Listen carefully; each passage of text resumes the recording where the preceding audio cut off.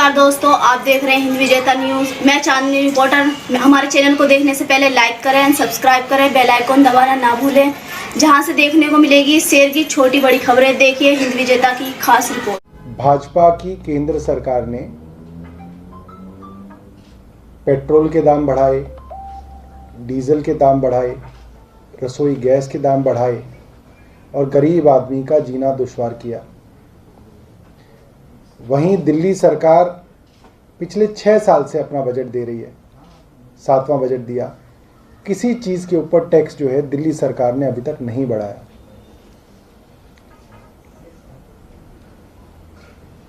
आज ये खबर आ रही है कि दक्षिण दिल्ली नगर निगम प्रॉपर्टी टैक्स बढ़ाने जा रहा है और कोई 2%, 5%, 10% नहीं, सीधा 1/3 से ज़्यादा 34% प्रॉपर्टी टैक्स बढ़ाने जा रहा है।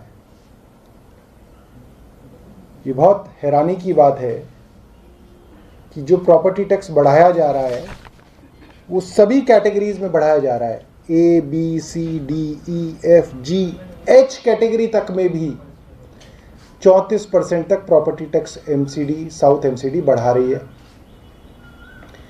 और उसके अंदर झुग्गी झोपड़ी क्लस्टर को भी नहीं छोड़ा गया, उनमें भी टैक्स बढ़ रहा है, 34% बढ़ रहा है। दक्षिणपुरी, जहाँ से हमारे प्रेम भाई पार्षद हैं और लीडर ऑफ अपोजिशन हैं पार्टी के, उनके वार्ड में जहाँ सबसे गरीब लोग रहते हैं, मध्यम वर्गीय लोग रहते हैं, उनके यहाँ भी 34% तक जो है ये प्रॉपर्टी टैक्स बढ़ रहा है।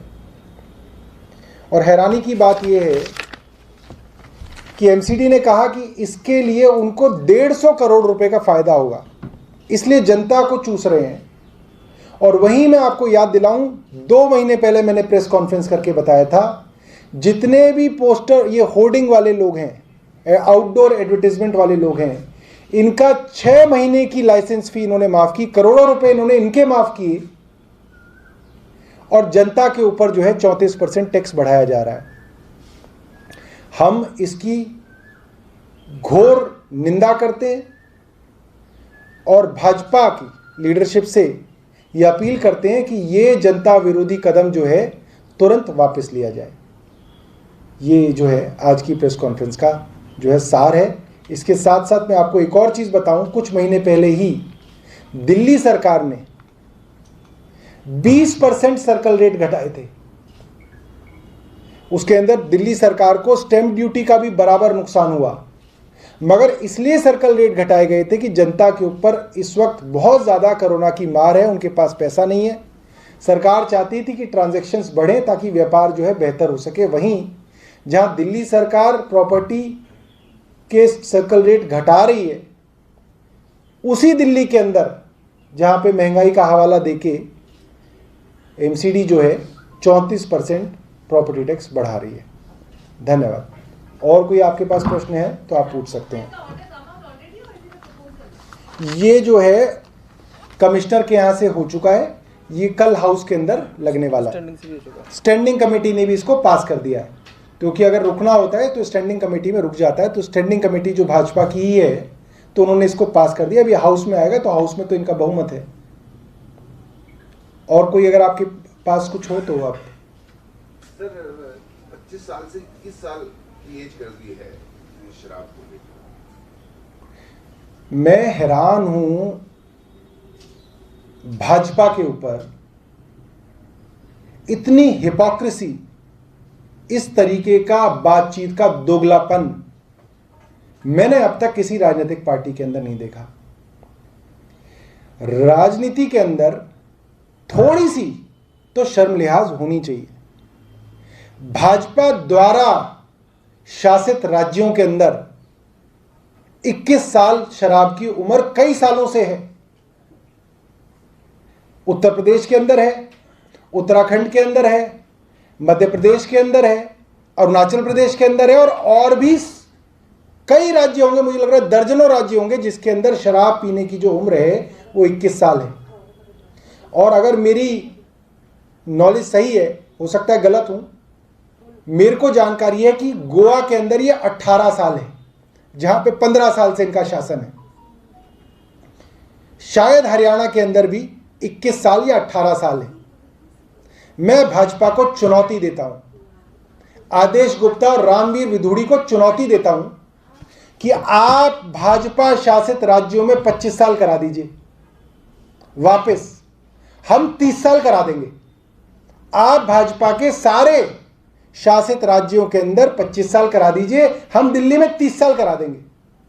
सिर्फ और सिर्फ रेवेन्यू की चोरी के कारण, काला बाजारी करने के उद्देश्य से भाजपा का एक कोशिश है कि जो है इसको कम किया जाए, क्योंकि ये एक सामान्य ज्ञान की बात है कि अगर आप रेस्टोरेंट्स और इस तरीके के जहाँ पे शराब सर्व की जाती है वहाँ पे अगर आप जाएंगे तो वहाँ पे अक्सर जो है आपको 21 साल से ऊपर के युवा मिलते हैं। मगर सिर्फ फ़र्क ये है कि अभी जब मन करता है पुलिस उनके ऊपर छापा मार देती है और डिपार्टमेंट्स उनके ऊपर छापा मार के रेस्टोरेंट इंडस्ट्री से पैसा वसूल करते हैं। तो रेस्टोरेंट इंडस्ट्री से पुलिस का जो हफ्ता है वो वसूलना कम हो जाएगा, तो सीधा सीधा जो पैसा ऊपर जाता है वो कम हो जाएगा। भाजपा का पेट में दर्द सिर्फ इतना है। मैं दोबारा चुनौती देता हूं कि ये अपने द्वारा शासित राज्यों के अंदर 25 साल कर दे, नहीं तो केंद्र से कानून बना दें। अब तो केंद्र से कानून बनने लगे हैं हर चीज में। केंद्र से कानून बना दें कि पूरे देश के अंदर शराब पीने की आयु जो है 25 साल हो जाए, तो जो है वो पूरे देश के अंदर एक सा हो जाएगा। मगर जो हिपोक्रेसी है, ये जो राजनीतिक दोगलापन है, ये करना जो है भाजपा बिल्कुल बंद करे और थोड़ी सी शर्म करे। सौरभ जी, जो 25 तारीख को राशन की डोर टू डोर की शुरुआत होनी थी, मुख्यमंत्री जी ने कह दिया कि इसका नाम के आगे मैं मुख्यमंत्री हटा दे रहा हूँ, तो क्या लग रहा है उसकी शुरुआत हो पाएगी कि नहीं? देखिए जी, अब तो होनी चाहिए क्योंकि मुख्यमंत्री का नाम हट गया, तो अब तो जो है केंद्र सरकार की जो परेशानी है वो हट जानी चाहिए।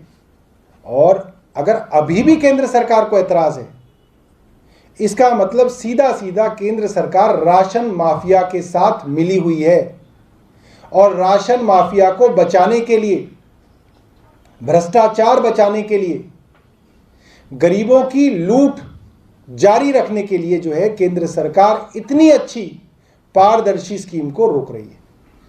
एक बात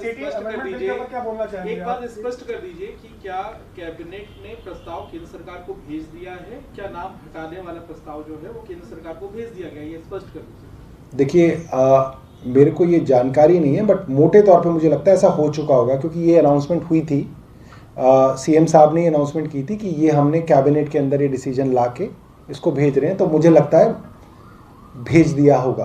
तो प्रस्ताव में क्या कुछ है, क्या मांग आप केंद्र सरकार से कर रहे हैं? सरकार नहीं, हम तो उनसे कुछ मांग ही नहीं रहे, हम तो उनसे कह रहे हैं कि डिलीवरी का खर्चा दिल्ली सरकार का, पैकेजिंग का खर्चा दिल्ली सरकार का, जो गेहूं जो चावल केंद्र सरकार पूरे देश से इकट्ठा करती है और बाद में उसको बाकी राज्यों में देती है, हम तो वही मांग रहे हैं, उनसे कोई एक्स्ट्रा नहीं मांग रहे। तो मुझे लगता है कि केंद्र सरकार का जो है अब कोई एतराज़ नहीं होना चाहिए और ये स्कीम जो है जनता के पक्ष में है, जनता के सहायता के लिए, तो इसको पास करना चाहिए। सवाल इसमें ये उठ रहे हैं कि जो राशन निकलेगा डिलीवर होने के लिए वो सही जगह पर डिलीवर हुआ है या नहीं हुआ है, इसे कैसे सुनिश्चित करेंगे, इस बात का डर। ये डर कहाँ से आया? ये डर तो उस खत में नहीं था। नहीं, ये सचिव को डर है, तो उन सचिव को बोलो, उन सचिव साहब को बोलो कि थोड़ा सा अपने एयर कंडीशन दफ्तर से बाहर निकलें और राशन की दुकानों में जाके देखें कि महीने में कितने दिन राशन की दुकानें खुलती हैं और क्या हाल होता है वहाँ पे। जिस डिलीवरी सिस्टम से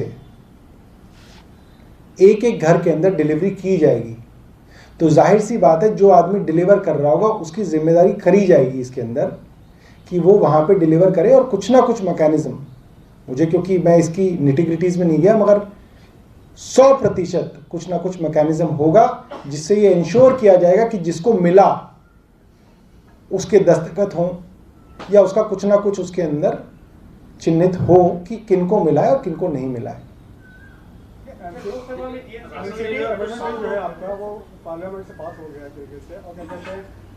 राज्यसभा भी हो गया क्या?